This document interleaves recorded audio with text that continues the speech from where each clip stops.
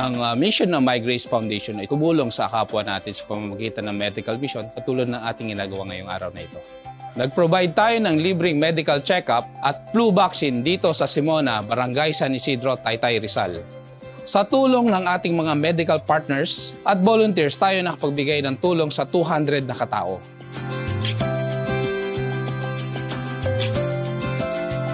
Medical check-up for adults, dental check-up for adults, and pre-fluoride for pedia, flu vaccine for senior citizens, persons with comorbidity, PWD, and pregnant women. Giving of free medicines, feeding program, pre-consultation, and blood pressure monitoring.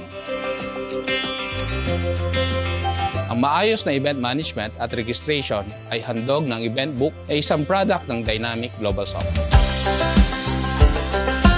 Nagpapasalamat din tayo sa ating mga partners from Rotary Club Metro East Taytay, ang United Okada Elite Eagles Club, ang Dynamic Global Soft, Kalayaan Philippines Incorporated, Rizal Chapter, Habacon Cares, PRBA or Philippine Rescue Volunteers Association, Taytay Rizal Chapter, ang Barangay Government of San Isidro, Taytay, Rizal, led by our Barangay Captain Vivian Yupanco and their Barangay Council, Municipal Government of Taytay Rizal, led by Mayor Alan Martin S. De Leon and Municipal Council, and other volunteers. Mula sa My Grace Foundation, maraming salamat po sa mga nag-donate at nagbigay ng oras at tumulong dito sa ating munting medical mission.